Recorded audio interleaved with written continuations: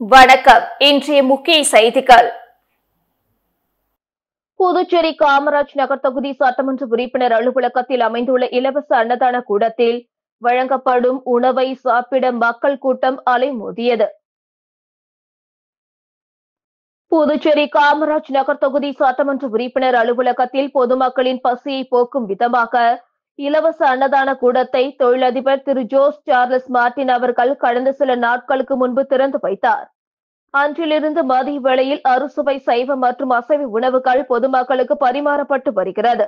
இந்நிலையில் நேற்று மதியம் இலவச அன்னதான கூடத்தில் பரிமாறப்பட்ட உணவை சுவைத்து மகிழ பொதுமக்கள் திரளாக திரண்டு உணவை சுவைத்து மகிழ்ந்தனர்.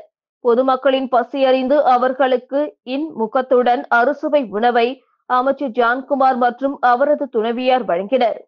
தொழிலதிபர் திரு ஜோஸ் சார்லஸ் மார்டின் அவர்களின் அறிவுறுத்தலின்படி நடைபெறும் இந்த இலவச அன்னதான திட்டத்திற்கு காமராஜ் நகர் தொகுதி மட்டுமின்றி புதுச்சேரியில் அனைத்து பகுதிகளிலும் நல்ல வரவேற்பு உள்ளது குறிப்பிடத்தக்கது.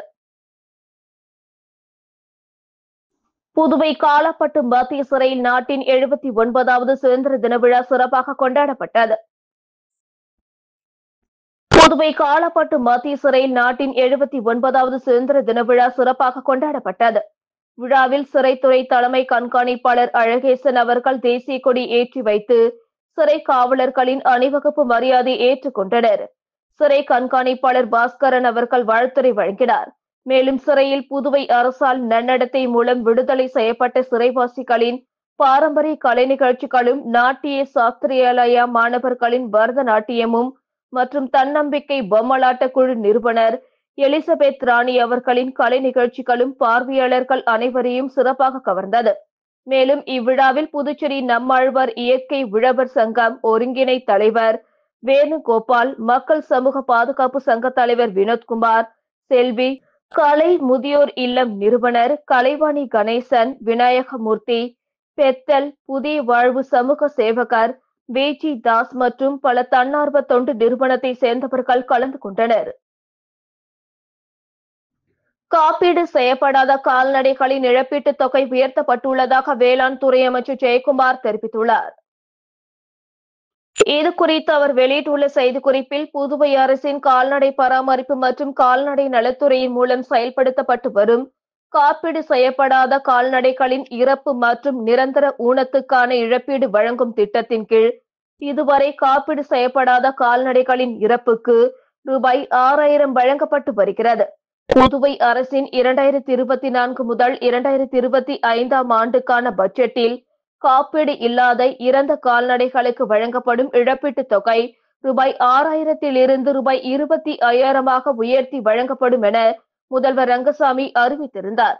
அதன்படி கால்நடை பராமரிப்பு மற்றும் கால்நடை நலத்துறையின் மூலம் உரிய கோப்புகள் தயாரிக்கப்பட்டு புதுச்சேரி அரசின் அரசாணை தற்பொழுது பெறப்பட்டுள்ளது. இந்த உயர்த்தப்பட்ட இழப்பீடு கடந்த 2023 ஏப்ரல் 1 முதல் அமலுக்கு வருகிறது. மேலும் 1/4/2023க்கு பின் காப்பீடு இன்றி கறவை பசு, எருமை உள்ளிட்டவைகளை இழந்து கால்நடை பராமரிப்பு துறை மூலம் ஏற்கனவே இழப்பீடு கோரி முறையாக விண்ணப்பித்துள்ள அனைத்து விவசாயிகளும் உயர்த்தி வழங்கப்படவுள்ள இழப்பீட்டுத் தொகையால் பயன்பெறுவர். திட்ட நிபந்தனையின்படி இறந்த கால்நடையின் வயது 3 ஆண்டுகளுக்கு மேல் இருக்க வேண்டும். இந்த இழப்பீடு அரசின் நலத்திட்டங்களின் மூலம் அல்லது தனியார் காப்பீட்டு நிறுவனங்கள் வாயிலாக ஏற்கனவே காப்பீடு செய்யப்பட்டிருக்கும் மாடுகளுக்கு பொருந்தாது என குறிப்பிடப்பட்டுள்ளது. மொபைலில் வரும் உடனடி கடன் செயலியை மொபைலில் பதிவிறக்கம் செய்து சைபர் மோசடி கும்பலிடம் சிக்க வேண்டாம் என போலீசார் எச்சரித்துள்ளனர்.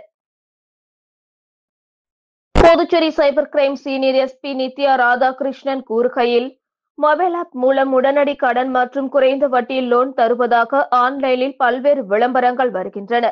அதை நம்பி பொதுமக்கள் கடன் பெற்ற பிறகு அவர்களுடைய புகைப்படங்களை ஆபாசமாக சித்தரித்து மிரட்டுகின்றனர். இதனால் பலரும் மர்ம நபர்களுக்கு பணத்தை அனுப்பி லட்சக்கணக்கில் ஏமாந்து வருகின்றனர். ஆகையால் ஆன்லைனில் உலா வரும் உடனடி கடன் ஆப்கள் மூலம் கடன் பெற வேண்டாம். மேலும் தங்களது புகைப்படத்தை ஆபாசமாக சித்தரித்து பணம் கேட்டு மிரட்டினால் உடனடியாக போலீசாருக்கு தகவல் தெரிவிக்க வேண்டுமென குறிப்பிடப்பட்டுள்ளது. புதுச்சேரியில் பொதுமக்கள் தவறவிட்ட ரூபாய் 7 லட்சம் மதிப்பிலான 30 மொபைல் போன்கள் கண்டுபிடிக்கப்பட்டு உரியவர்களிடம் ஒப்படைக்கப்பட்டது. புதுச்சேரி சைபர் போலீஸ் நிலையத்தில் மக்கள் மன்றம் நிகழ்ச்சி சீனியர் எஸ்பி நித்யா ராதாகிருஷ்ணன் தலைமையில் நடந்தது. நிகழ்ச்சியில் எஸ்பி பாஸ்கரன், இன்ஸ்பெக்டர்கள் தியாகராஜன், கீர்த்தி மற்றும் போலீசார் கலந்து கொண்டனர். இதில் 30க்கும் மேற்பட்ட பொதுமக்கள் பங்கேற்று சைபர் மோசடி தொடர்பாக புகார்கள் மற்றும் குறைகளை தெரிவித்தனர். அதில் மக்கள் அளித்த புகார்கள் மீது உடனடியாக நடவடிக்கை எடுக்க இன்ஸ்பெக்டர்களுக்கு சீனியர் எஸ்பி உத்தரவிட்டார். மேலும் பொதுமக்கள் தவறவிட்ட ரூபாய் 7 லட்சம் மதிப்பிலான 30 மொபைல் போன்கள் கண்டுபிடிக்கப்பட்டு உரியவர்களிடம் ஒப்படைக்கப்பட்டது. புதிதாக விண்ணப்பித்துள்ள 10,000 பேருக்கு முதியோர் உதவித்தொகை அடுத்த மாதத்திலிருந்து வழங்கப்படும் என்று முதல்வர் ரங்கசாமி அறிவித்துள்ளார். பிரெஞ்சு ஆட்சியிலிருந்து விடுதலை பெற்று இந்திய அரசுடன் சட்டப்பூர்வமாக புதுவை இணைந்த நாளையொட்டி சட்டப்பூர்வ பரிமாற்ற நாள் விழா நேற்று கொண்டாடப்பட்டது. இதையொட்டி புதுச்சேரி கம்பன் கலையரங்கில் நடைபெற்ற விழாவில் முதலமைச்சர் ரங்கசாமி கலந்து கொண்டு தியாகிகள், அவர்களது குடும்பத்தினரை கௌரவித்தும் உயர்த்தப்பட்ட ஓய்வூதியத்தை வெளியிட்டும் சிறப்பித்தார்.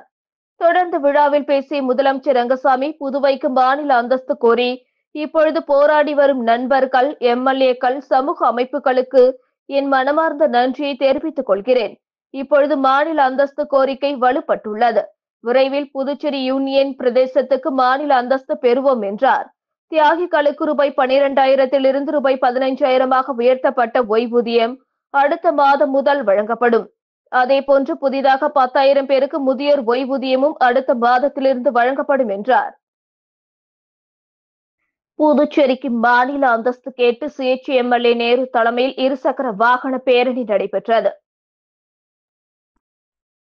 புதுச்சேரிக்கு மாநில அந்தஸ்து கேட்டு சுயேட்சை சட்டமன்ற உறுப்பினர் நேரு தலைமையில் பொதுநல அமைப்பினர் கடந்த 2 ஆண்டுகளாக டெல்லியில் ஆர்ப்பாட்டம் உட்பட பல்வேறு போராட்டங்களை முன்னெடுத்து வருகின்றனர்.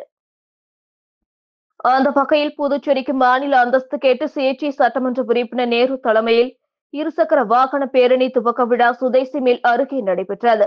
100க்கும் மேற்பட்ட பொதுநல அமைப்பினர் கலந்து கொண்ட இருசக்கர வாகன பேரணியை சட்டமன்ற உறுப்பினர் நேரு தொடங்கி வைத்தார். சுதேசி மில் அருகே தொடங்கிய பேரணி அண்ணா சாலை, நேரு வீதி, காந்தி வீதி உட்பட முக்கிய வீதிகள் வழியாக சென்று புதிய பேருந்து நிலையத்தில் நிறைவடைந்தது. இத்துடன் செய்திகள் நிறைவடைந்தன. வணக்கம்.